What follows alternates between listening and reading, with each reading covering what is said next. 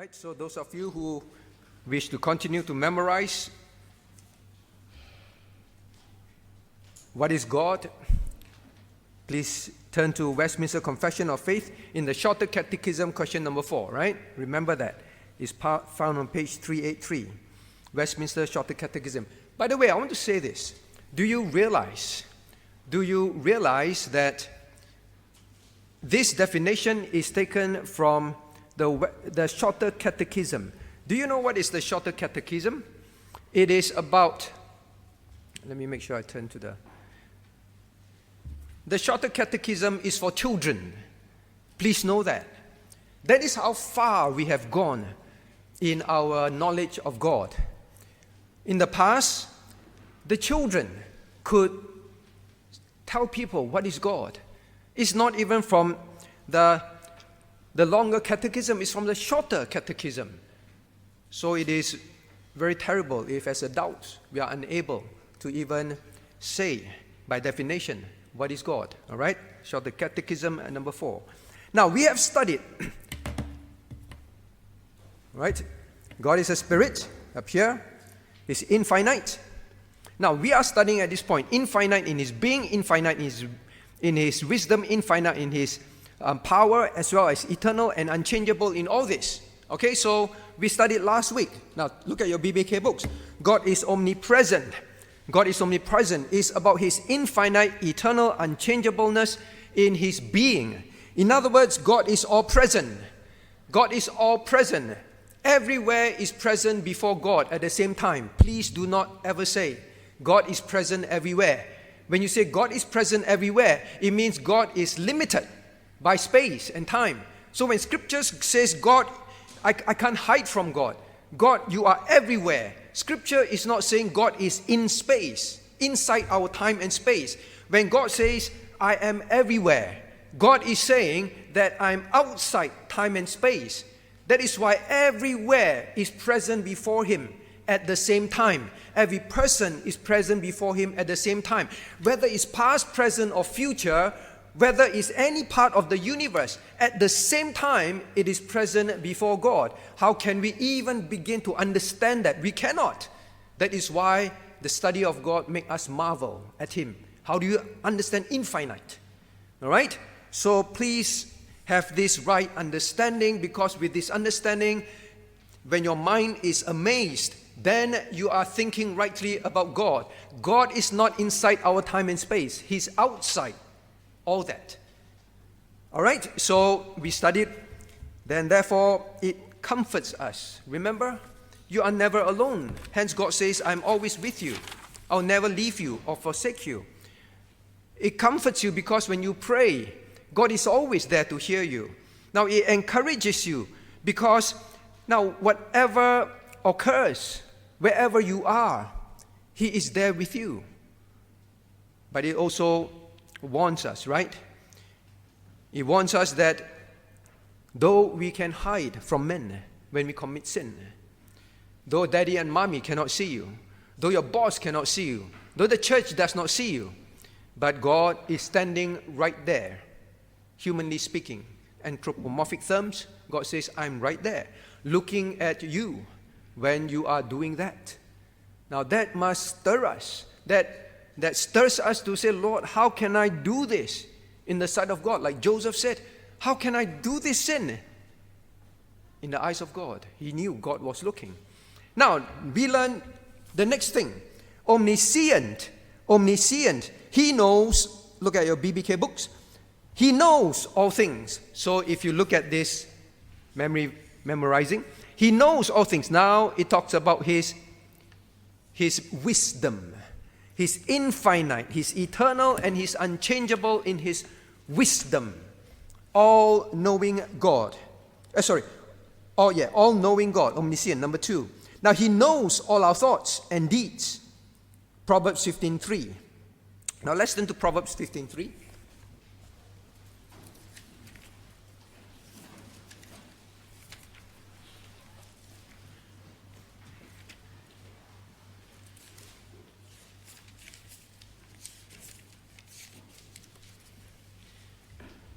Let's read together.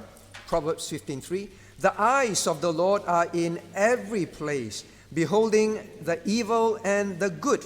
The eyes of the Lord. Does God have eyes? He is a spirit. What is this, the eyes of the Lord? Anthropomorphic terms. Always remember this word. Means God uses terms of the human being to help us understand that He is all-seeing, both over the evil and the good. All right? Means His knowledge. Okay, nothing happens without His knowledge. Not even the death of a sparrow. We know that verse. Right? Not even a sparrow falls to the ground without the knowledge of Father. What is He saying? How many of us pay attention to sparrows? Even you try to pay attention to sparrows, the sparrow can die deep in the forest. It means that God cares for His creation, especially for His creatures, especially for His children. Right? It is comforting to know that. Now, to know that God is all-seeing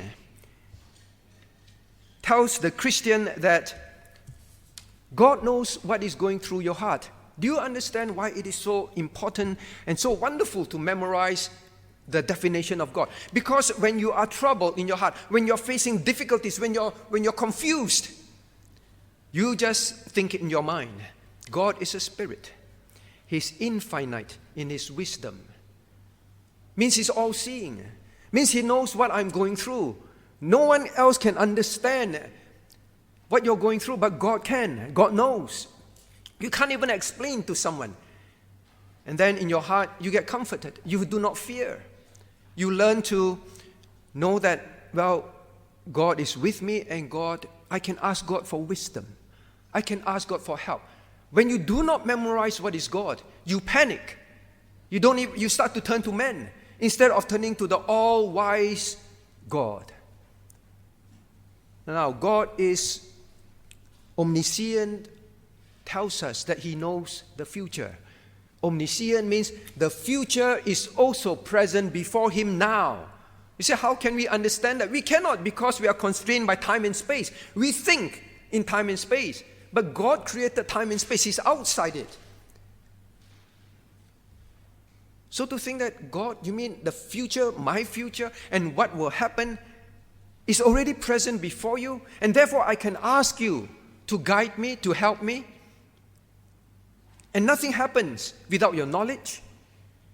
You know how comforting and strengthening that is for you to live your Christian life? You no longer fear. Now you no longer wonder, Lord, what is going to happen in this COVID-19? What will happen to me? What? All those things, you just leave it in God's hand because God already knows. Now, not only that, God is omniscient. It means this.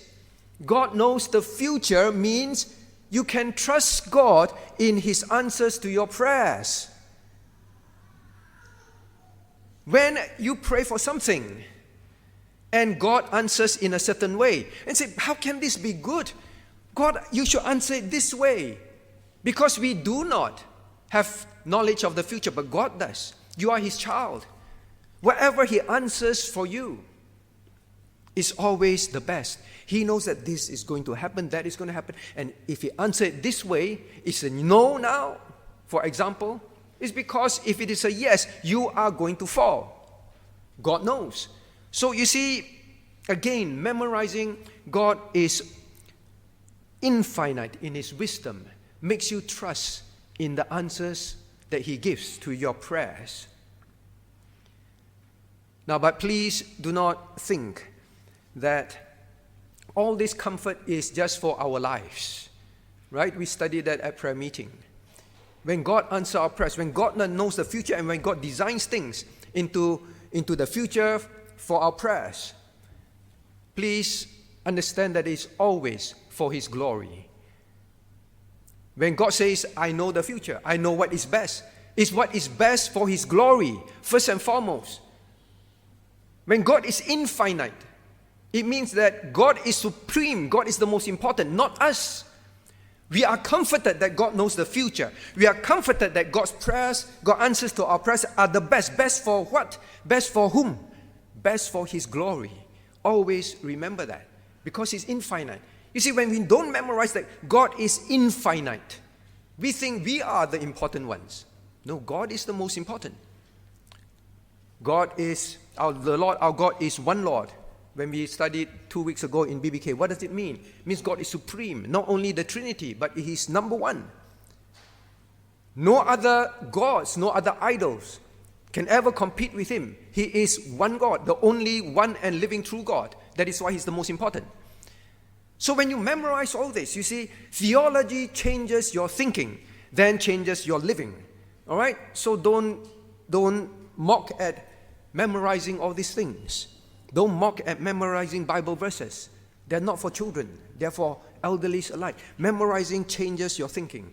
All right? So, now what else about God is omniscient? Now, it also means that God is all-wise, means He knows what is the very best. We are limited in understanding in what is best for us. So knowing that God is infinite in His wisdom now makes us learn to trust Him. That God, when God says all things work together for good to them that love Him and are called according to His purposes, you can say nothing happens by chance because God is all-wise. You fall into the drain and broke your leg and you're limping for the rest of your life. You say, bad luck. No. All things work together for good because He's omniscient. He's all-wise. This thing that happens is a wise thing. Now, of course, sometimes it can be because of chastisement. Is it still not wise of God? Yes. Parents know it is wise to chastise the child because it keeps the child from sin. It keeps the child humble. It is still His wisdom. Well, I have not sinned. Why does this happen? Why did I fall into this terminal illness? Why did I get this and that in my illness? Why did I lose my job? But Lord, I was serving You. I was faithful. Why did these things happen? Bad luck. No. The wisdom of God has ordained it. You see, memorizing God is infinite in His wisdom. When you are troubled in your heart, it guides your thinking. If God is all-wise, then nothing happens without His knowledge. Then nothing happens that is not good for the Christian. You may say, this thing that happened, well, in the eyes of the world, it's not good. When we say it's not good, then what we say is, God, You are not wise for letting this happen. All right? It changes what we say. We are very careful now. We don't say, good luck, bad luck, bad luck. If only. There's no such thing as if only, ordained by the all-wise God. Right? So you see, theology, does it not strengthen your faith? Please don't say, theology comforts me. Comforts me when I have illness. Yes, God knows and God has allowed it. That is not good enough. That is not good enough. Because infinite means it's always about Him. What is the best is this. Yes, God has allowed all these things to happen to me for His glory and for my spiritual good. Always finish with these two things. For His glory. It is best for His glory. And therefore, it is best for my spiritual good. That is the meaning of remembering God is infinite in His wisdom. Not just, well, God healed me. Wow, so good, so good, so good. For what? God healed me in all His wisdom so that I can now serve Him better. God did not heal me. So what? So that I learn to depend on Him like Paul, that my strength is made perfect in weakness. This is God's wisdom. All right, so remember that. Studying all this is to change our thinking and therefore change our life. Everything for His glory and therefore for our spiritual good. Now, what else about God is omniscient that must change our living? Yes, it increases our trust. God makes no mistakes. Please know that. It was never a mistake. God makes no mistake. Therefore, you can trust Him for your future. Not only it stirs you to pray because you know God knows the future. Therefore, I pray and trust His answers. Not only you can trust Him for your future, but there is also please know this, a motivation to pray. Remembering that God is omniscient is your greatest motivation to pray. You turn to God with no doubt. God, because you are omniscient and infinitely so, I bring this matter to your attention and ask for your help. And when I do so, whatever you answer that you give, I know in your infinite wisdom that is the best. You see, it's so wonderful to pray. Would you go to ask someone for help if you doubt that the person knows what to do, knows what is best? That's why you do not have a motivation to go and ask someone who you feel that is useless. But knowing that God is omniscient, it drives you to pray because He knows everything. He knows the future. He knows what's best. It's so motivating to go to Him in prayer.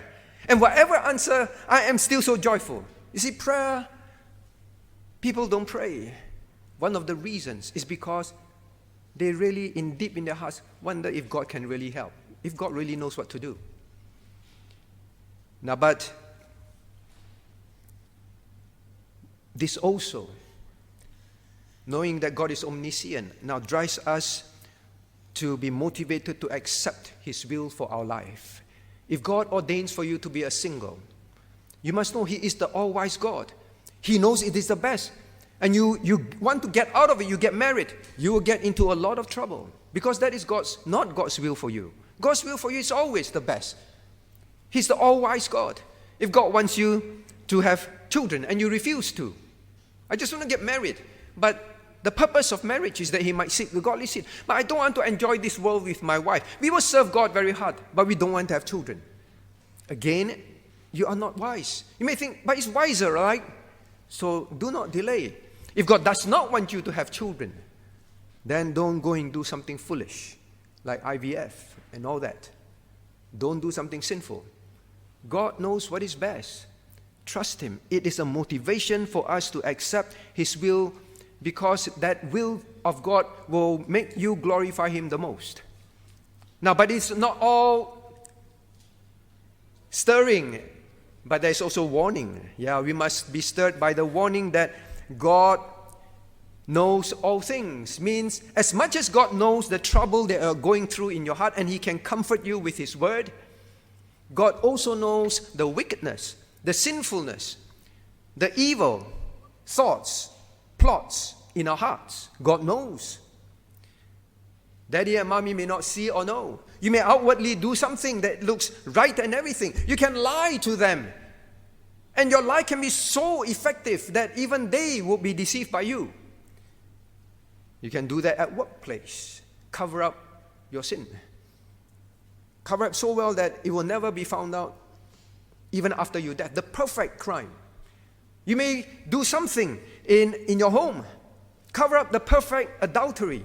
Cover up the perfect whatever it is. But God says, I am infinite in my knowing. No man can ever know, but God knows. God sees. Whatever you do something to spite another Christian. No one can know. No one may know. But God says, I know what is in your heart. Whatever it is, God knows. So it is a warning to us.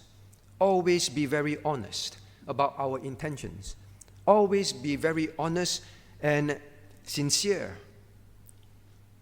Because you can fool men, but you cannot fool God.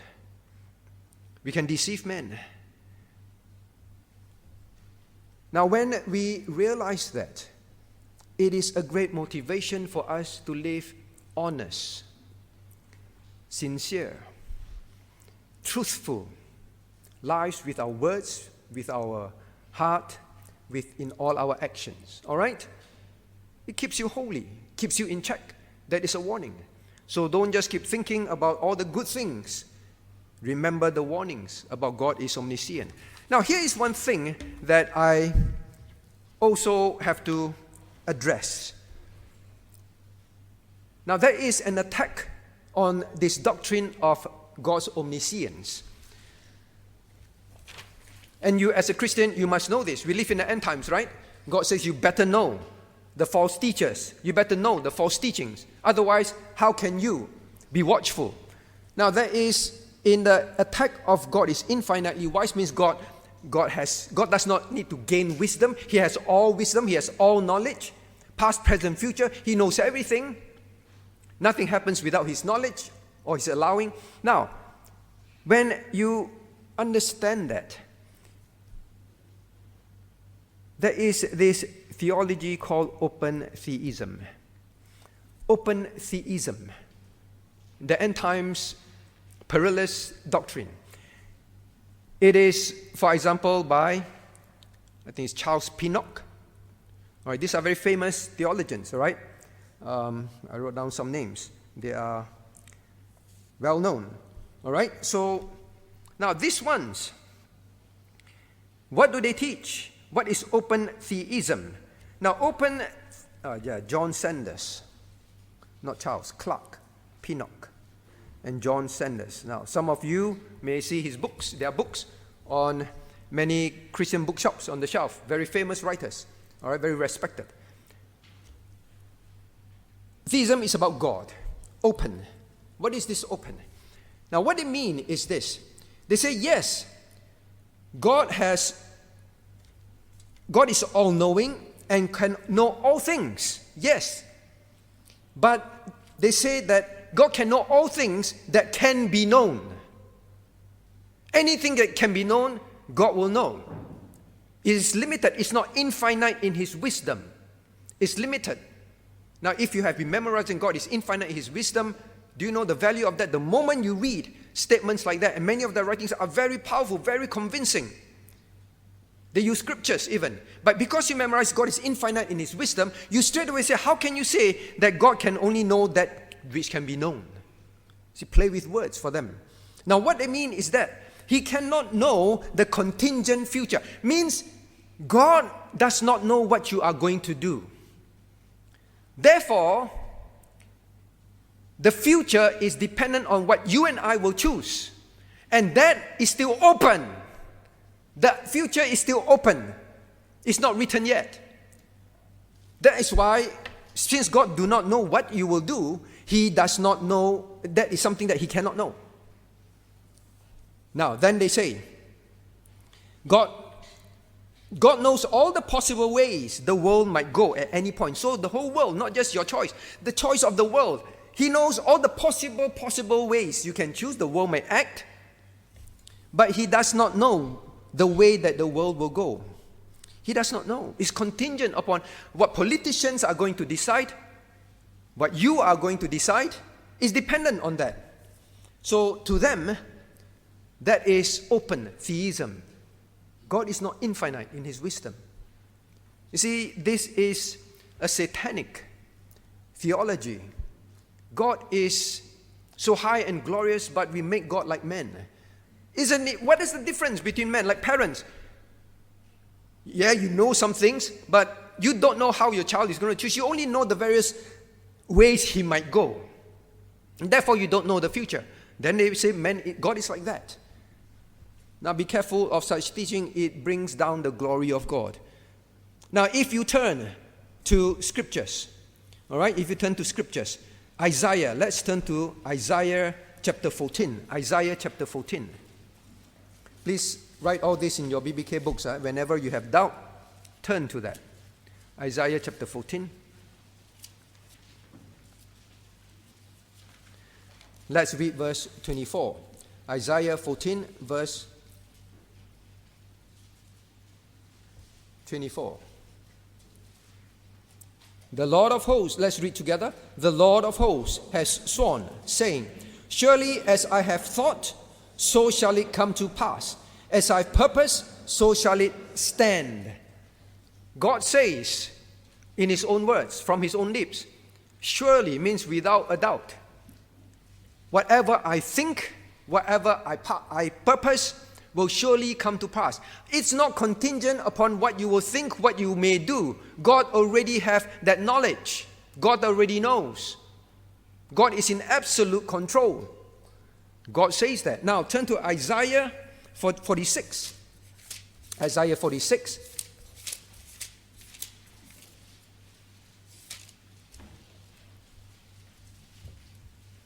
Isaiah 46, verses 9 to 12. Shall we read 9 to 12 together? 1, 2, reading. Remember the former things of old, for I am God, and there is none else. I am God, and there is none like me, declaring the end from the beginning, and from ancient times, the things that are not yet done, saying, my counsel shall stand, and I will do all my pleasure. What does God say? No. From the old times, I declare, but I'm not sure if it's going to happen. No, God said, whatever I declare from the beginning of time, from the ancient of times, my counsel shall stand.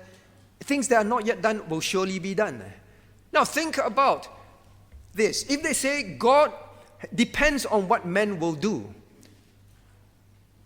when God prophesied about Jesus Christ's crucifixion,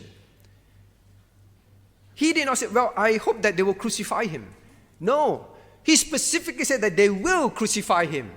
They did not, please note, they did not hang Jesus around the neck. They did not throw Him in a prison and let Him rot to death. God said they will crucify Him on a tree. It happened exactly. Down to the very details of how He will be whipped. Down to the very details, not a single bone will be broken, which is not possible because at the crucifixion, the normal things to do is to break the bones. Down to the very detail of what they will say. Did God say, I hope they will do it? They did it exactly. That our salvation may be sure. So please do not fall into this very popular theology now, open theism. Many Christians are very taken by these new theologies, the end times. Now, let us now learn the next thing. All right? So there are both encouragements and warning. Memorize this. It helps you. Whenever you want to do something and you think no one can know, you do it out of spite against persons, against your colleague, against church, against your Christian brethren. The moment you memorize, God is infinite in His wisdom. God is omniscient. Straight away you will stop. Right? It is good. Now then next. Or every time you murmur and you complain, Lord, why? Why did you let this happen? To my child, to my health, to my job, to my finances, to this, to that. Why? God, you are infinite in your wisdom. This is the best for your glory and for my good. Now next, let's learn about God is omnipotent. Now, look up here. God is omnipotent is about God infiniteness, eternal and unchangeableness in His power. Power. Infinite means in every direction. All right? In His power. So this has to do with His all-powerful. Look at your BBK books. He created the universe and controls it. Now, know this. God created ex nihilo. You say, what's the point of memorizing ex nihilo? FEBC exam, I must write God created ex nihilo. What's the purpose of memorizing all this? Ex nihilo means out of nothing. Can you imagine the power of God? Time did not exist. We can't even control time.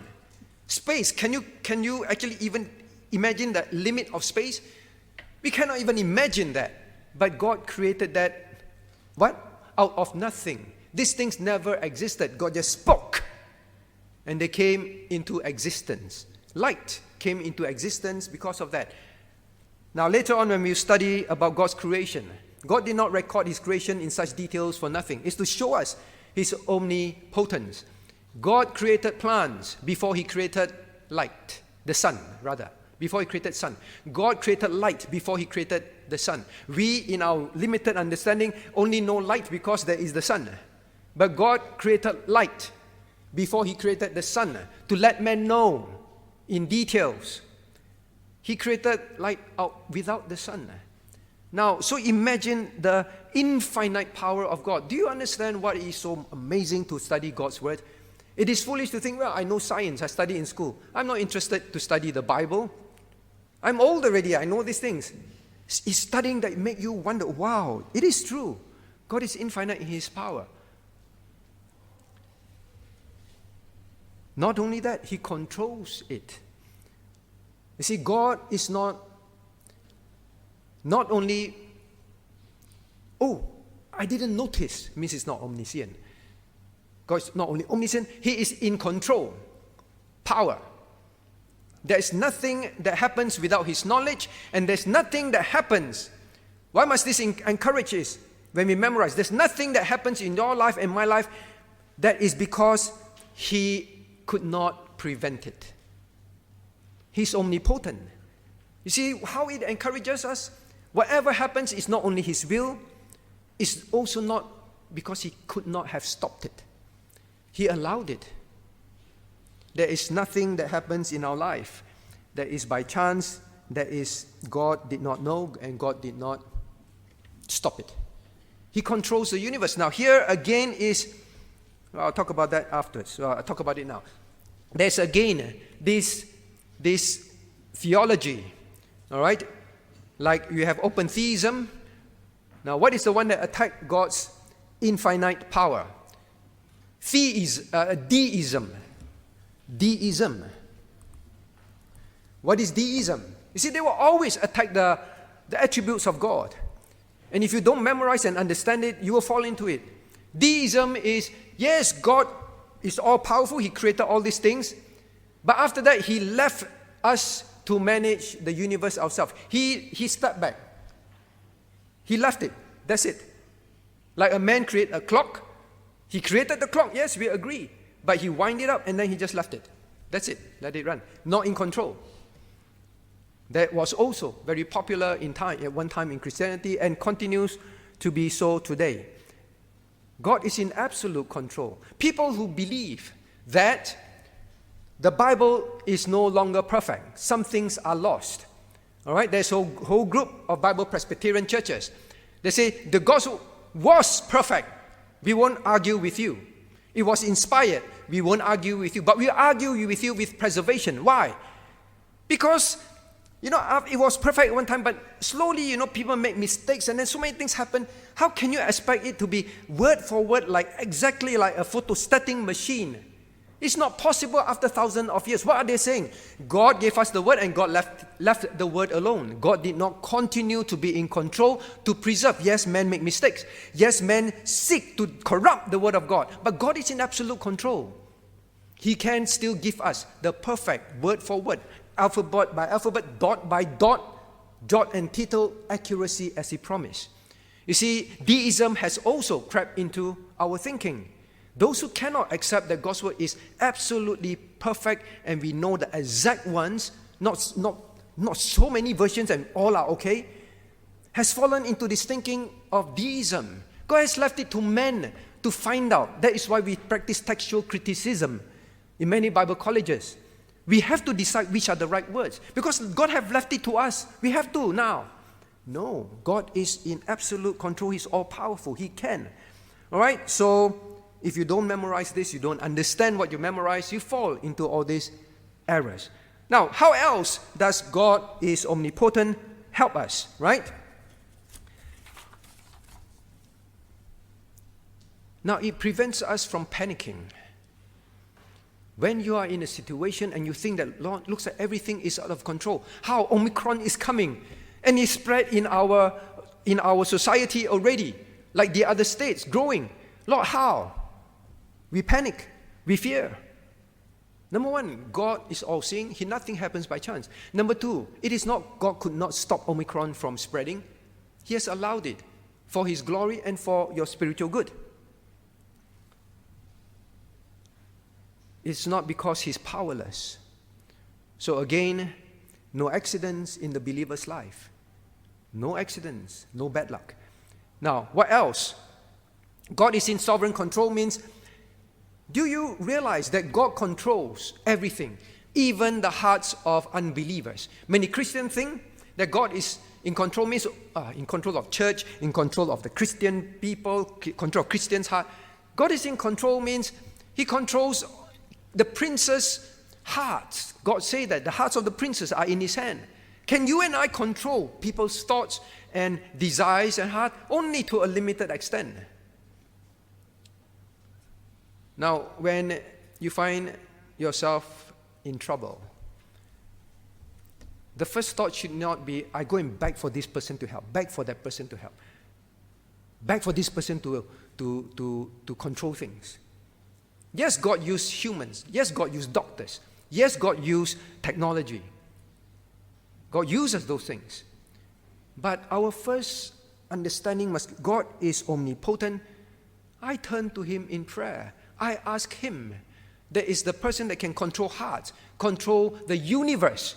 Every second of the universe, the earth spinning, scientists can only tell you it is doing all these things. And gravity is still this number. It has not changed. Why? Because God is the one controlling it. Now, why do you turn to men like as if they are your help? I'm not saying don't go see a doctor. Don't seek for technology help. But don't look at them as God. Your heart. When something happens and things turn out right, please don't, luckily I went to see this doctor. Luckily I didn't go there that day. Luckily I didn't. Don't say that. Thank God who was in control. Always change your lips, especially during this period of COVID-19. I keep still hearing Christian, and sometimes I myself is not conscious. And every time I say that, I have to state, God is omnipotent. He is the one who controls things. Right? Turn to God. Now, I've been having very severe back pain. And then I had my Pfizer, my booster jab. It was so severe. I was very uncomfortable. I was having fever. I was wondering whether I can come to church. I was wondering whether I can come up to preach today. Because at home, when I stand up, I would limp, or I have to bend my back to walk. I can't stand straight. Now, when you're in a situation like that, what do? Keep panicking, keep calling. Learn to pray, turn to God. This morning, amazingly, I could stand. I know many of you prayed. I thank you. But like you know, it is not your prayer. It is your prayer that God answered. I can stand, I can walk. I know what to do now. I know how to sit so that I can walk. All these are given by God. You see, we do not panic. We do not worry anymore. And again, please remember, God is omnipotent. He does all these things, not so that you don't have pain, not so that you have a more comfortable life, not so that you pass your exams, not so that your child recover, your health recover, not just the end purpose for that. God is omnipotent. He shows His power so that you can serve Him, so that you can live for Him, so that you can glorify Him. So understanding all this is God-centered. All these attributes that you and I study is not at the end of the day, I'm so glad we worship such a God that is totally in control. Nothing happens by chance to me, and then you're so comforted, and it's the end. I am so comforted because whatever happens, He will still use me to glorify Him. Whether it's pain or no pain, whether it's have money or no money, whatever it is. Right? Study the attributes of God, not to comfort yourself, to have a more stable life on earth, and that is all. I didn't go to that place. Even when we say thank God, I didn't go to that place. God shunted me, God controlled me, and I didn't get Omicron. Thank God. Thank God for what? Thank God so that I didn't go there, so that I can continue to come to church and worship Him and serve Him and do His work without hindrance. The so that is very crucial. Study God for glorifying Him and for your spiritual good that enable you to glorify Him. All right? Remember. That is why we study about God, not just to comfort our own heart. Now, there is a warning then. Because God is omnipotent, don't be so foolish. You just studied that in Isaiah, right? Now, why don't you come and study God's Word? I do not understand. We give you detailed notes. We set questions. We will give you answers. Why don't you? The whole point of studying about God is to change and help you live for God. We studied in Isaiah, right? Don't be so foolish. They were so proud. They were so foolish. They think they can fool God. They can escape God's chastisement. They can escape God. They felt that we know what to do. You send the Assyrians. Never mind. We will make a pact with them. We've done that with other invasions, and things were fine. You see, when we study God is omnipotent, no matter how rich, how clever, what connections, what experience you have. You can never outdo God. If God will chastise you, you'll be surprised. You will find yourself, your blanket not long enough, your bed too short, right? That is what we studied. Then you suddenly realize, we are not so powerful after all. Don't be so foolish that you can, I can live my life like that. God can't do anything. You know, my job is stable, my health is stable. I just sin. God can't do anything. Don't be so foolish. God is omnipotent. Let us pray.